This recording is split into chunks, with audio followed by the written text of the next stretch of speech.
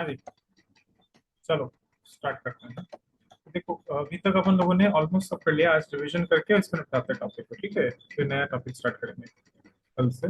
ऐसे शुरू आज से करते पढ़ते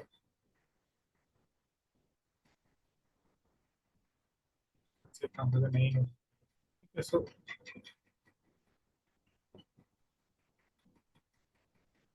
एक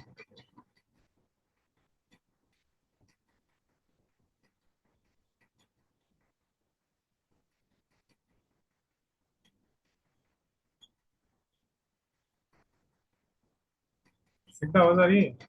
आर्यन आवाज आ रही है। आ रही है। ठीक है, आ रही है आवाज।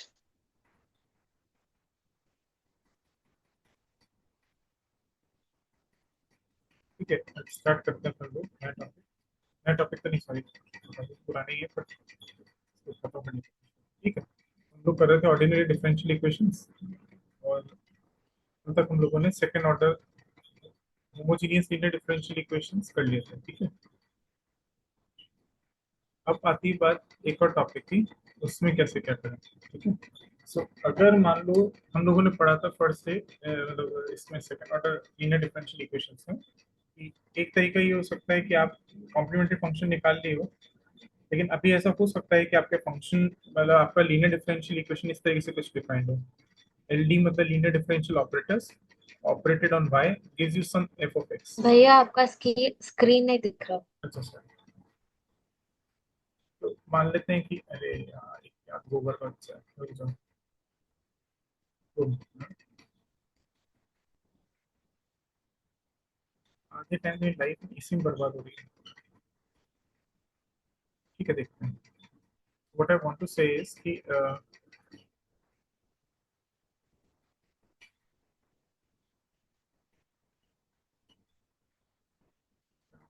चेक करता हूँ।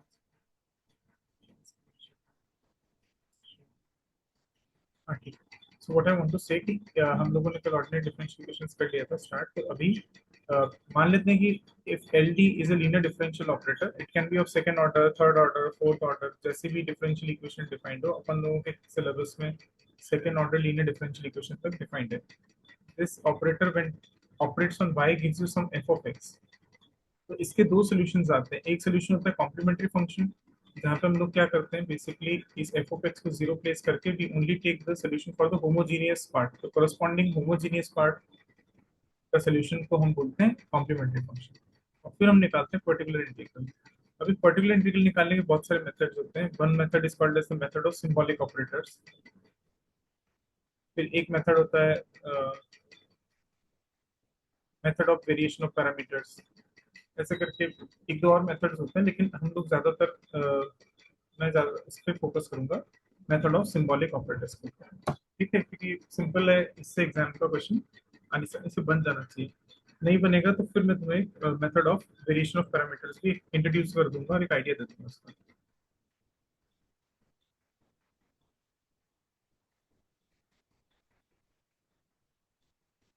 ठीक है, अभी क्या करने का देखो। सो जैसे कि मान लेते हैं कि तुम्हारा अ, सबसे केस वाइज करते हैं ना। जैसे कि मान लेते हैं फर्स्ट केस हमारा, लेटेस्ट से हमारा फर्स्ट केस है। सबसे पहले मैं तुम्हें एक जनरल केस बताता हूँ, मोस्ट जनरल केस।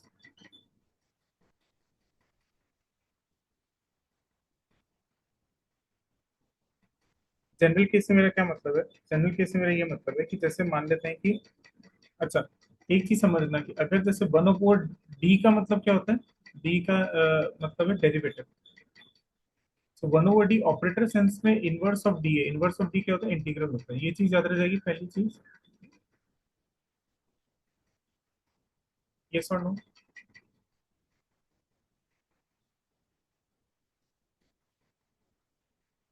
समझ रहे हो ना ये चीज तो? ठीक है, तो देखो मोस्ट जनरल केस में कैसे करेंगे। मैं मान लेता हूँ कि थोड़ा सा मैं लिखूंगा जनरल, लेकिन तुम डरना मत, ठीक है? A naught D n plus a one D n minus one plus a two D n minus two dash dash dash a n minus one D और एक हो जाएगा a n. This is your linear differential operator in general. It operates on y and gives you let us say b of x. तो ये हो गया तुम्हारा linear differential operator. This is your linear differential operator of nth order, है ना. और मान लेते हैं कि इसकी रूट सारी हैं m1 m2 dash dash dash mn.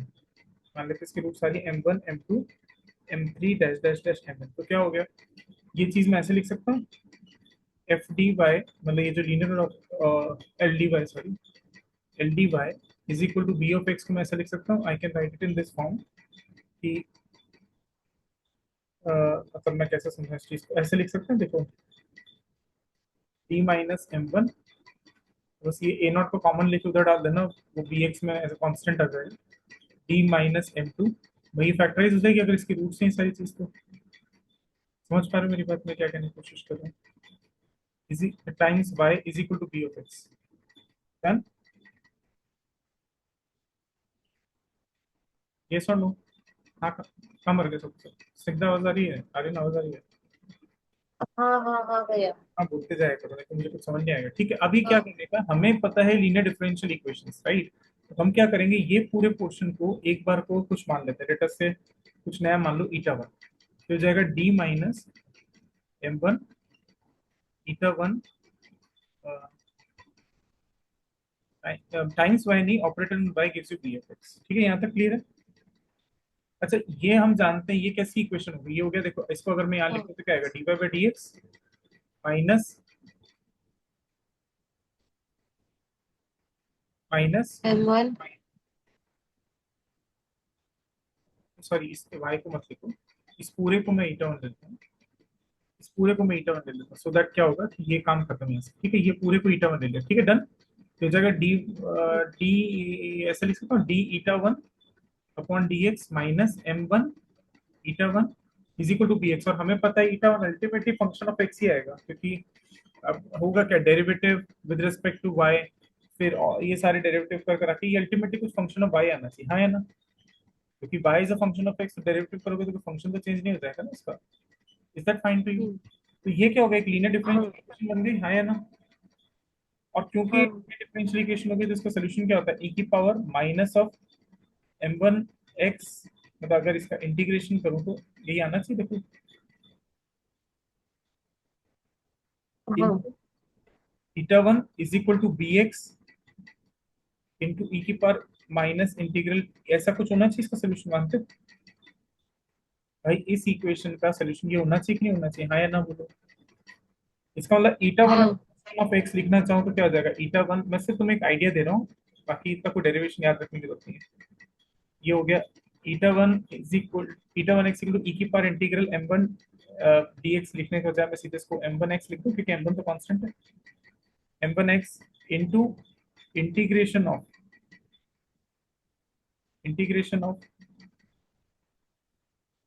D x into e की power of minus m one x d x plus some constant of integration. और क्योंकि ये डिवाइड हुआ होगा यहाँ पे आके, मतलब बेसिकली ये कुछ इंटीग्रेट होगा तो यहाँ प्लस कांस्टेंट आएगा, तो ये चीज आएगा सी वन ई की पावर एम वन एक्स. समझ पाए ये बात की नहीं समझ पाए. Eta as a function of x ही आएगा, हाँ. आया ना. हाँ. अब तुमने हाँ. हाँ. डन, यहाँ तक क्लियर हो गया. हम्म. अब अब देखो थोड़ा ध्यान से देखो, मैंने कहा था कि इसको अगर जीरो कर दूं तो ये पूरा linear differential equation homogeneous kind का बन गया. अगर ये जीरो हो गया तो लीनियर डिफरेंशियल इक्वेशन हाँ. होमोजेनियस काइंड हो गया.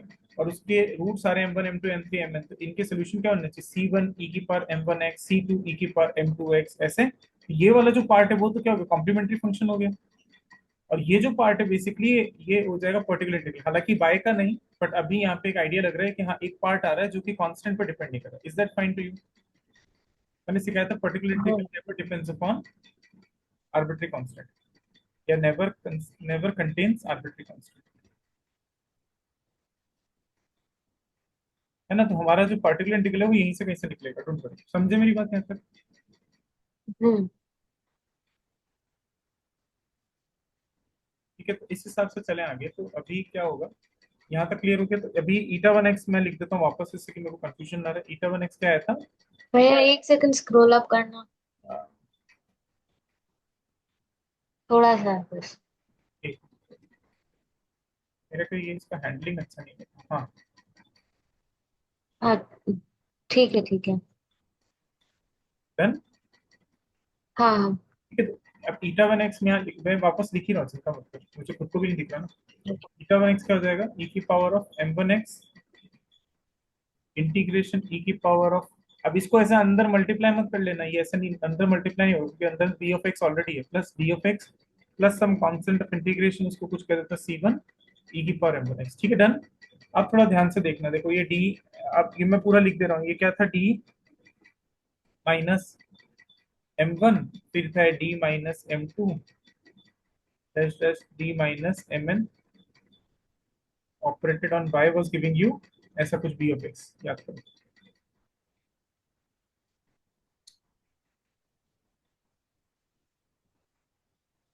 ठीक है, यहाँ तक क्लियर क्लैरिटी है? तो मैंने अभी भी बोला कि ये जो हाँ सेकंड ई की power M one x, c two e की power m two x, c three e की पावर एम थ्री एक्स, ये तो बेसिकली कॉम्प्लीमेंट्री फंक्शन में आ ही जाएंगे वैसे भी, मतलब दे विल हाँ। Appear in complementary function. मतलब ये हम्म। आ जरूर गए यहाँ पे सोल्यूशन, लेकिन दे विल, मतलब अंडरस्टैंडेबल है कि ये चीज वैसे भी कॉम्प्लीमेंट्री फंक्शन में आएगी ही आएगी।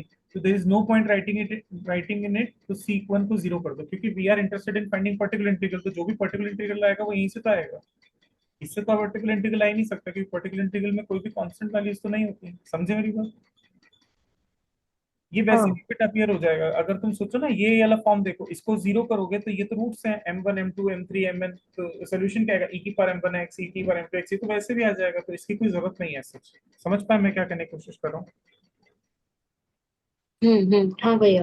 यहाँ तक क्लैरिटी है? हाँ अब एक काम करते हैं, जो नेक्स्ट पोर्शन रह गया उसको पकड़ते हैं। नेक्स्ट पोर्शन क्या है? इसको भूल जाओ, डी माइनस एम वन को भूल जाओ, ये पोर्शन दिखता है।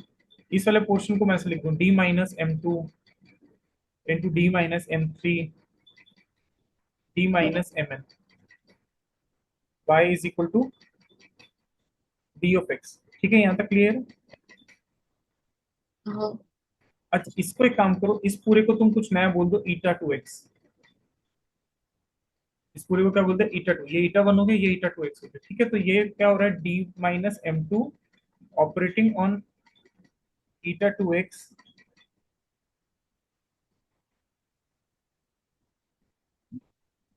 मैं कुछ गलत तो नहीं कर रहा हूँ? घर पे आरती चल रही है अभी, घर पे आरती चल रही है,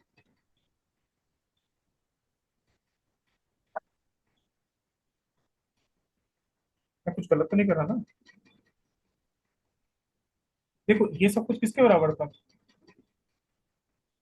इफ यू रिमेम्बर, हाँ ये यहाँ से यहाँ तक जो था, सॉरी बीटा एक्स नहीं, ये एक किसके बराबर था? एटा ईटा वन वन। एक्स, ईटा वन एक्स के बराबर था। ईटा वन एक्स ऑलरेडी तुमको नोन है, सो सॉरी ना, बी बी से गया। ईटा वन एक्स जो है, ईटा वन एक्स ऑलरेडी मुझे पता है वो किसके बराबर, ये ना। हम्म। तो यहाँ से तुम क्या कर सकते हो? वापस से लीनियर डिफरेंशियल इक्वेशन लगा, लीनियर डिफरेंशियल इक्वेशन बन गई, और यहाँ से तुम ईटा टू एक्स निकाल सकते हो। समझ रहे हो मेरी बात? हाँ मतलब मैं कॉम्प्लिकेट नहीं करना चाह रहा हूँ, पर वो बहुत ही कॉम्प्लेक्स टाइप कुछ आएगा। देखो ईटा ई की power minus M two x into इसका पर्टिकुलर इंटीग्रल, इसका पर्टिकुलर इंटीग्रल होगा integration eta one x d x into e की power of minus M two x. और ध्यान रखना ये पूरा, ये क्या है? ईटा वन एक्स, ये रहा। तुम समझ पा रहे हो? तो this is the most general way of doing it. मैं क्यों बता रहा हूँ मोस्ट जनरल वे? क्योंकि जब तुम मेथड ऑफ सिंबॉलिक ऑपरेटर्स पढ़ते हो, तो कुछ ही फंक्शंस के लिए तुमको पर्टिकुलर इंटीग्रल निकालने की अनुमति मिलती। For example sine x, cosine x, ई की पावर एक्स, ई की power x into polynomial of x, ऐसे कुछ फंक्शंस ही हैं जिनका तुम पर्टिकुलर इंटीग्रल निकाल सकते हो बाय सिंबॉलिक ऑपरेटर्स, लेकिन हर का नहीं निकाल सकते। तो मैं क्या कर रहा हूँ, पहले तुम्हें मोस्ट जनरल वे से बता रहा हूँ। ठीक है, एक आइडिया मिल गया? दिस आइडिया क्लियर है?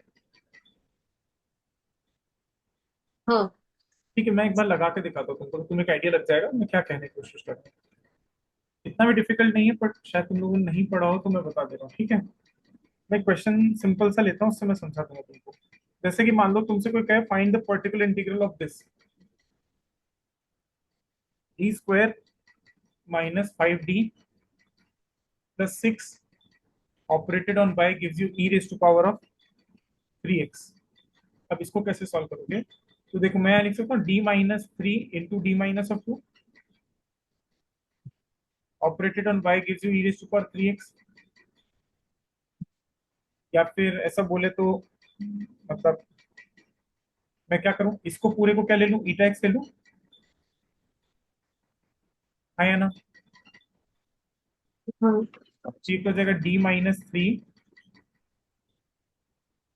ईटा x is equal to e की पावर 3x।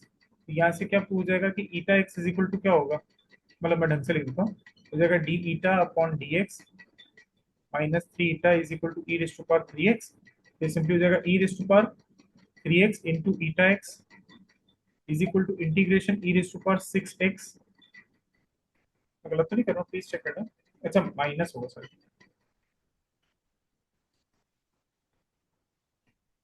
समझे मेरी बात? ये ऊपर से तो चला गया, मैं क्या कहने की कोशिश कर रहा हूँ, हाँ। यहाँ तक क्लियर है? रुक जाओ एक सेकंड। इसको ईटा एक्स बोल दिया, तो D minus three eta x equal to E raised to power 3x हो जाएगा D eta E raised to power P D X होता है ना बेटा, हाँ हाँ integrating factor E raised to power P D X, E raised to power हाँ हाँ पी की जगह क्या आएगा minus three D X integration और इंटीग्रेटिंग फैक्टर इनटू ईटा। हाँ हाँ ठीक है, तो मेरे हिसाब से हो जाना चाहिए एक्स और यहाँ से क्या आना चाहिए, और बाकी सब भूल जो मैंने बताया ना कि वो वैसे भी याद करने की जरूरत नहीं, मुझे पर्टिकुलर इंटीग्रल निकालना है तो कांस्टेंट वगैरह नहीं लिखा हूँ। तो ईटा एक्स क्या हो गया, एक्स इंटू ई की पावर ऑफ 3x मेरे हिसाब से, राइट? हम्म अच्छा डी माइ ईटा एक्स किसके बराबर है, it is equal to d minus two Y is equal to x into e की पावर 3x मेरे हिसाब से। ठीक है, तो यहाँ से क्या होगा d Y by D x minus two Y is equal to x into e की पावर ऑफ 3x। यहाँ से तुम निकाल सकते हो ई की power 2x into y is equal to integration x into e की पावर ऑफ वापस minus 3x in minus 2x। समझ पाए मेरी बात? ये क्या हो जाएगा हाँ ई की power minus 2x is equal to x ई की पावर x प्लस ई की पावर x। कुछ ऊपर से तो नहीं चला गया मेरी बात?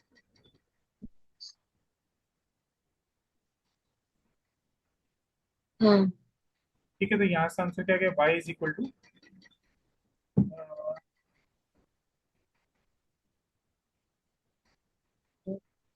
गलत है क्या, x नहीं होगा, x है क्या ये?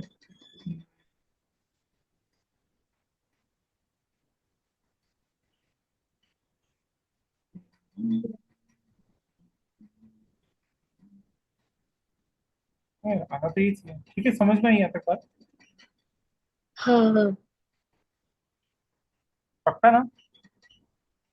हाँ देखो मोस्ट जनरल में क्या है, आपने डी माइनस टू वाई को क्या लग दिया, ईटा एक्स हो गया, ठीक है? हम्म तो ईटा एक्स रखा तो ये हो जाएगा D minus three eta x equal to e की पावर 3x।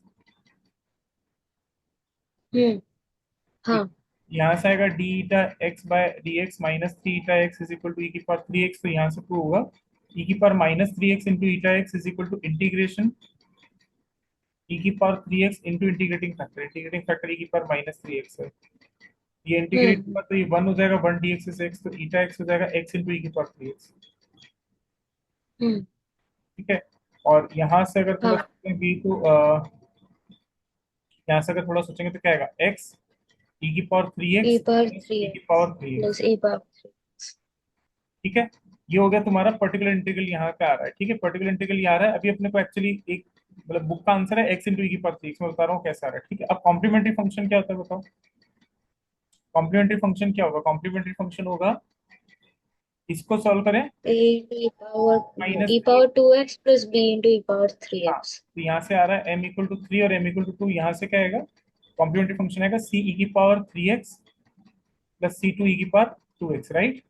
To x. हम्म तुम्हारा टोटल सोल्यूशन क्या बन जाएगा, टोटल सोल्यूशन विल बी, अच्छा इस e की पावर 3x को इसमें एसिमुलेट कर ले, कोई दिक्कत, c1 plus one is again a constant, हो जाएगा c1 e की power 3x plus c2 e की power of 2x plus x into e की पावर ऑफ 3x। समझ गए मेरी बात? ये वाला पोर्शन क्या कहलाएगा, पर्टिकुलर इंटीग्रल, और ये वाला पोर्शन क्या कहलाएगा, complementary function. Is that fine to you? हाँ क्योंकि ये वाला पार्ट तो इसमें सिमुलेट हो जाएगा ना, क्या दिक्कत है, समझ रहे हाँ हाँ, कांस्टेंट। हो? ये पर्टिकुलर, तो this is how you find a particular integral, ये मोस्ट जनरल वे है।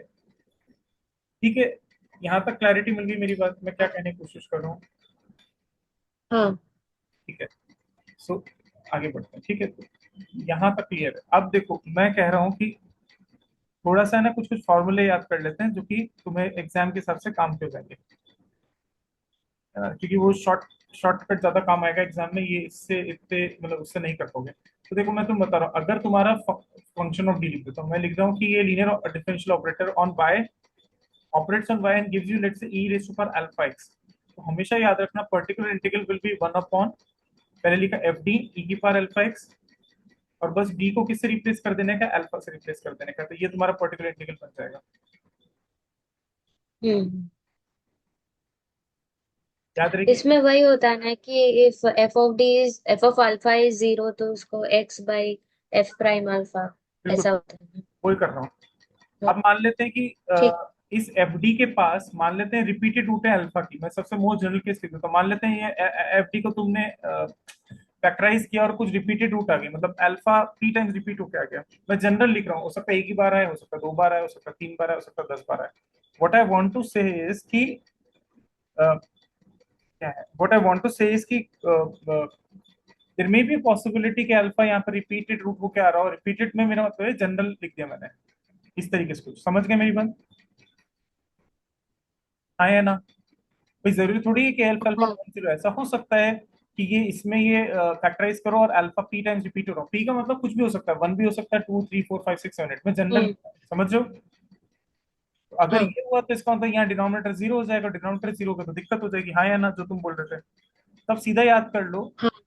तब Y P which is one over F D E raise to power alpha X, तब आंसर आएगा P factor sorry X raise to power P into E raise to power alpha X upon P factorial और simply five of alpha. याद रह जाएगा, this is your particular integral. बस कुछ नहीं, x को होती और मल्टीप्लाई करते जाना, ऊपर नीचे उसके फैक्टोरियल लिखते चले जाना। जैसे कि अभी तुम्हारे सामने एग्जांपल था, क्या था, D minus three into D minus two Y is equal to E raise to power three X, हाँ या ना? ये हो जाएगा Y particular integral is equal to one upon D minus three into D minus two, और यहाँ पे आएगा ई की पावर थ्री एक्स, हाँ या ना? अब तुम यहाँ थ्री रखोगे तो जीरो हो जाएगा भाई। रखना क्या है, जहां जहां भी डी है वहां अल्फा रखना है, यही तो होता है। जहां जहां डी ये सब मैं डिराइव नहीं कर रहा हूँ, प्लीज अब ये मत कहना ये आता कहाँ से और कहाँ से नहीं आता, और इसके ऊपर पीएचडी करनी नहीं करनी, इसके ऊपर पीएचडी, इसके ऊपर पीएचडी करोगे तो पूरा साल डिफरेंशियल इक्वेशन ही पढ़ोगे। प्लीज फॉर गॉड सेक समझो, ऑर्डिनरी डिफरेंशियल इक्वेशन मैथमेटिक्स वालों के लिए वन सेमेस्टर कोर्स होता है, और ये जितने मैथमेटिकल मेथड्स हैं ये सब 1 to 2 सेमेस्टर कोर्सेज है मैथ्स में। तो तुम अगर ये पढ़ने गए तो तुम्हारा अगला जन्म आ जाएगा, समझ रहे हो? Tensor 1 semester course, matrices 1 semester course, group theory 2 semester course, ordinary differential 1 semester course, special function 2 semester, partial differential equation 1 semester, transform theory 2 semester course. ऐसे करते करते तुम अगर इसमें पारंगत होना चाहोगे तो 5 साल तो इसी में लग जाएंगे मैथमेटिकल फिजिक्स में। फिर अपन लोग मिलेंगे एक दूसरे को कहीं रास्ते में, ठीक है? तो खतरनाक हो जाएगा, इसलिए जो मैं कह रहा हूँ उतना समझते जाओ फटाफट से, ठीक है? ये हो गया, यहाँ तक क्लियर है?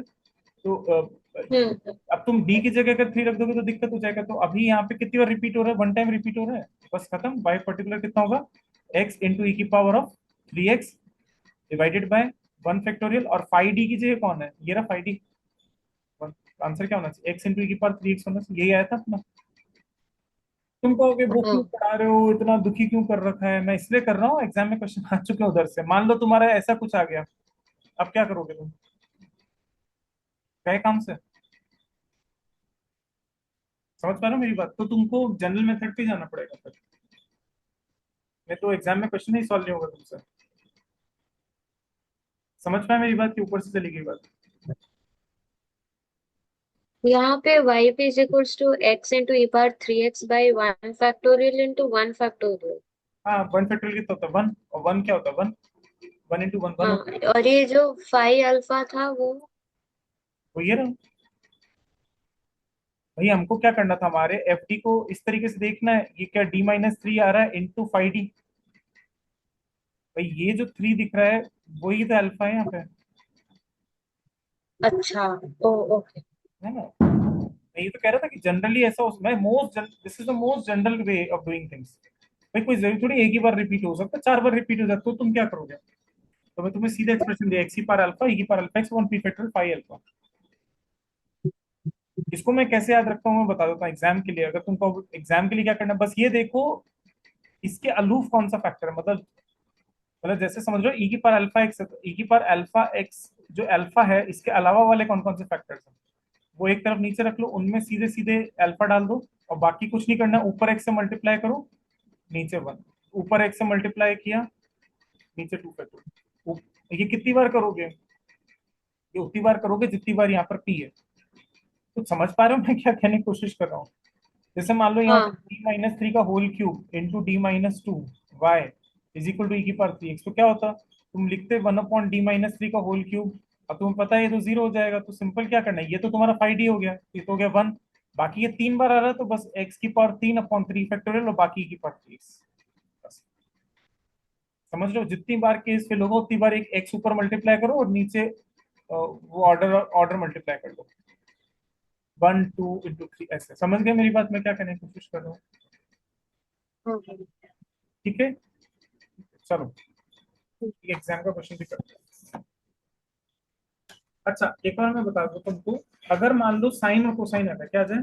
मान लो साइन से कोसाइन आ जाए तो क्या करते हैं वो बताओ। हालांकि मैं सभी डिराइव कराता था पहले, बट अभी इन सबको डिराइव करा के कुछ मिलेगा नहीं, टाइम वेस्ट होगा और अपन अपने पास का टाइम है नहीं सच। ठीक है, मान लो साइन एंड कोसाइन आ जाए, मोस्ट जनरल केस में लिख देता हूँ तुम्हारे लिए। मान लेते हैं कि F D Y is equal to cos A x plus B या फिर साइन ए एक्स प्लस बी, दोनों में से कुछ भी आ जाए।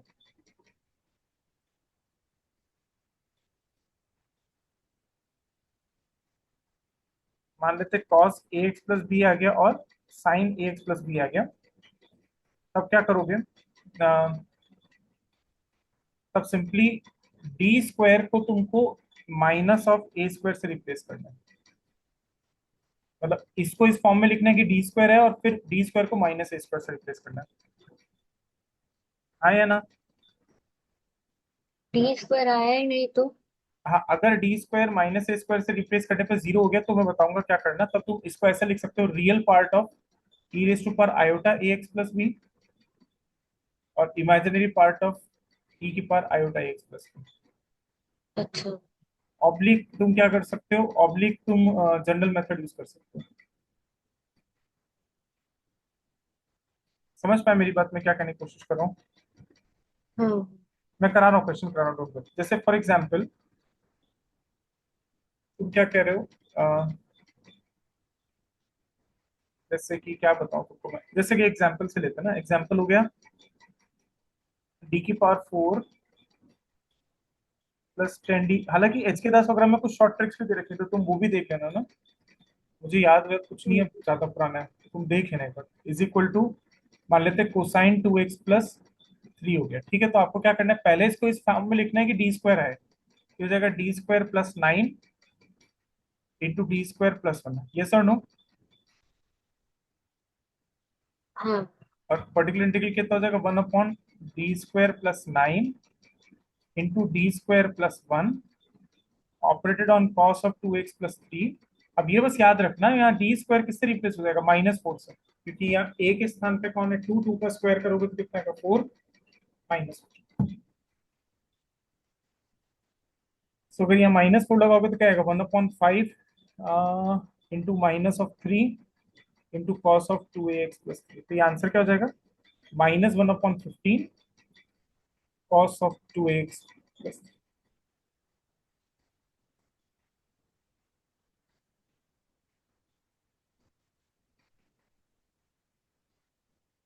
हाँ या नहीं? एक सेकेंड रुक जाओ।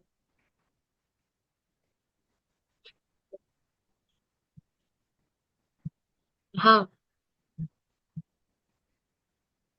हम्म। हाँ भैया ठीक है। बढ़े आगे लाइफ में। हाँ हाँ।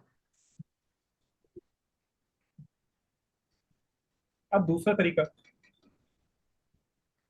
मान लो तुम फंस ही जाओ, मान लो तुम यूं फंस जाओ कि वही जो तुम केस केस कह रहे थे ना कि मान लो d square minus a d square की जगह जब माइनस ए स्क्वायर रखें तो मान लेते हैं कि एफ डी जीरो आ जाए, तब क्या करें? तो मैंने बताया था या तो जनरल केस कर लो या फिर रियल पार्ट। जैसे कि मान लेते हैं, सिंपल एग्जांपल लेता हूँ, मान लेते हैं मुझे पर्टिकुलर इंटीग्रल निकालना है इस तरीके से कि D square plus A square is, सबसे इजी ले रहा हूँ, ठीक है? ऐसा कुछ यही केस कह रहे हो ना तुम? अब यहाँ डी स्क्वायर की जगह अगर माइनस ए स्क्वायर रखेंगे तो वन ओवर जीरो टर्म बन जाएगा, तो दिक्कत हो जाएगा, यस और नो? हाँ इसको तो भूल जाओ, फॉरगेट अबाउट दिस। तो मैं क्या कर रहा हूँ, मैं इसको कुछ नया फंक्शन, मतलब मैं लिख देता हूँ one upon D square plus ए स्क्वायर, और साइन एक्स को मैं लिखूंगा इमेजिनरी पार्ट ऑफ, तो मैं अभी बाद में लिखूंगा इमेजिनरी इमेजिनरी, एक बार ही लिख देता हूँ, टी की पावर आयोटा एक्स, ठीक है? मतलब इसमें दोनों केस कवर हो जाएंगे, cos एक्स भी कवर कर लेता हूँ, sin एक्स भी कवर कर लेता हूँ, ठीक है? समझ रहे हो मेरी बात में क्या करने की कोशिश कर रहा हूँ? तो मतलब यहाँ मैंने लिख दिया, हाँ अगर मेरे को cos एक्स चाहिए होगा तो इस पूरी चीज का रियल पार्ट ले लूंगा, अगर मेरे को sin एक्स चाहिए होगा तो इस पूरी चीज का मैं इमेजिनरी पार्ट ले लूंगा। Is that fine to you? ये तो समझते हो ना बच्चों? हाँ हाँ साइन हाँ एक्स हाँ imaginary part of E raise to power iota X. अभी मत कहते ना आयोटा लगता है, आयोटा नहीं लगता है। ये याद रखना, ए प्लस आयोटा बी बी के बीच में, ए प्लस आयोटा बी में ना तो ए कॉम्प्लेक्स है ना बी कॉम्प्लेक्स है, बोथ बिलोंग्स टू आर ही हाँ हाँ है ना? इसमें कुछ भी कॉम्प्लेक्स नहीं है, ये बस आयोटा के साथ जुड़े टर्म को तुम इमेजिनरी बोल दे रहे हो। यहाँ पे क्या है, cos ax is equal to imaginary part of E raise to power. Real part of हाँ हाँ, I am so sorry, real part of, ठीक है? तो इसी से अपन दोनों चीज निकालेंगे। तो देखो डी स्क्वायर प्लस ए स्क्वायर क्या लिख सकते हो, डी माइनस ए आयोटा इंटू डी प्लस ए आयोटा, क्योंकि हमको तो इसमें लीनियरिटी चाहिए ना, यहाँ थोड़ी स्क्वायर वाला कुछ लिखेंगे। तो अभी इसको कुछ तो मैनिपुलेशन कर दो, यहाँ पे लिख दो डी माइनस ए आयोटा, यहाँ लिख दो वन अपॉन डी प्लस ए आयोटा, और आई थिंक इन सबको मल्टीप्लाई कर देना one upon two A iota. I don't think इसमें कोई भी समस्या होगी,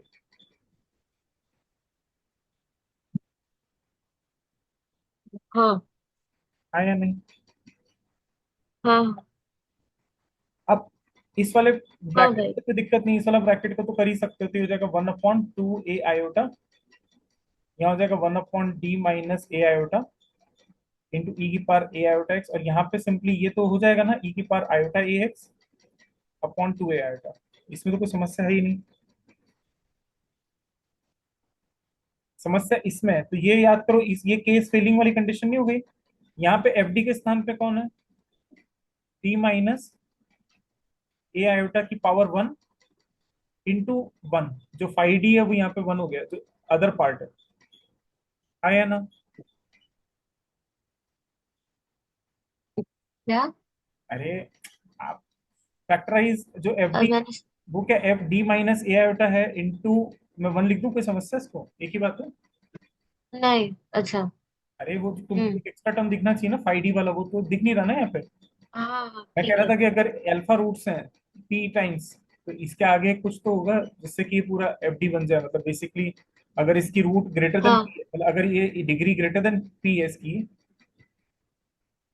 ग्रेटर देन पी है, तो कुछ तो टर्म यहाँ रहना ही चाहिए, स्ट्रिक्टली ग्रेटर देन पी है तो हाँ मतलब कुछ तो अभी दूसरे फैक्टर्स भी रह जाएंगे। I want to what I want to say कि जो दूसरा फैक्टर है वो वन है यहाँ पर, वन अपॉन डी माइनस ए आयोटा ई की पावर ए आयोटा अल्फा एक्स, ये किसका बराबर होगा, एक्स की पावर पी इंटू ई की power iota x divided by one factorial into one. Answer कितना हो जाएगा, दिस विल बी एक्स ई की पावर आयोटा ए एक्स माइनस, और ये जो भी आ रहा है रिमेनिंग, अच्छा एक वन अपॉन टू ए आयोटा हो रहेगा, टू ए आयोटा हो रहेगा, और माइनस ई की पावर आयोटा ए एक्स। कुछ समझ पाए मेरी बात?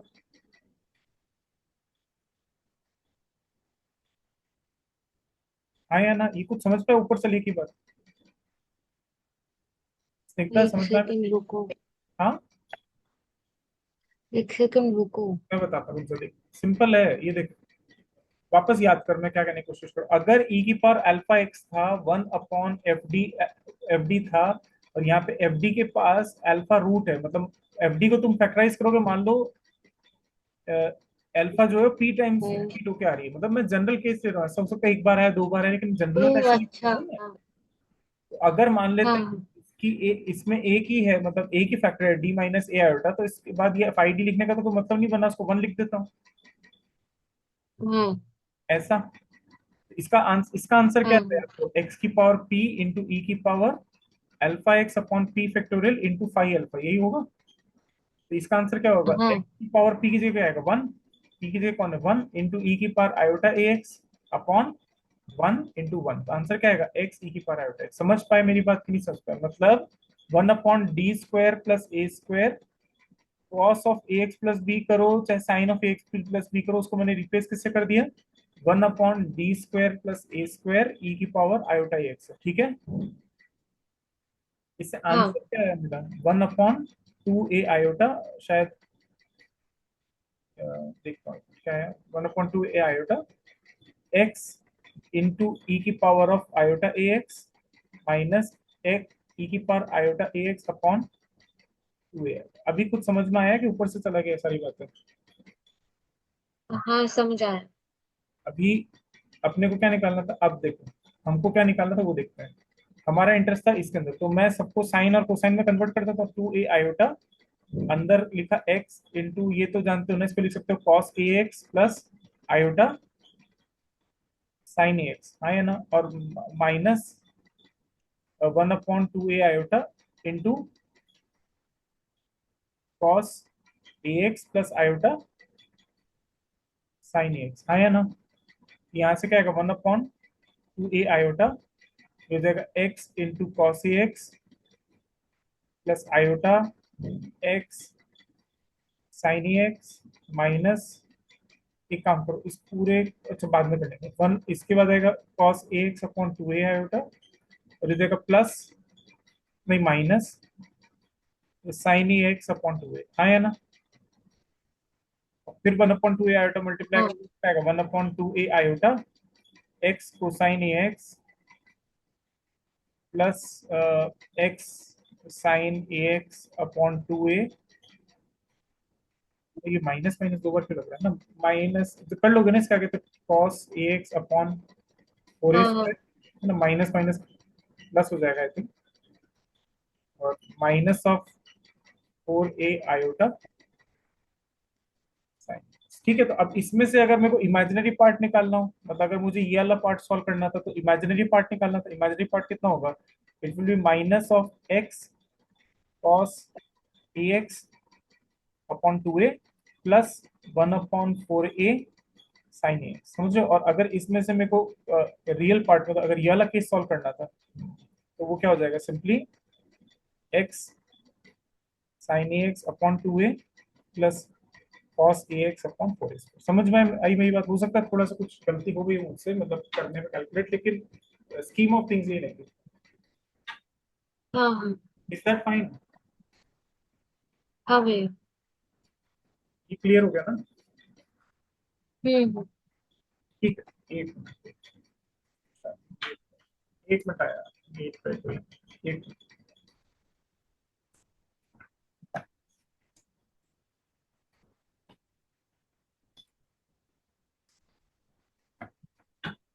एक एक मिनट।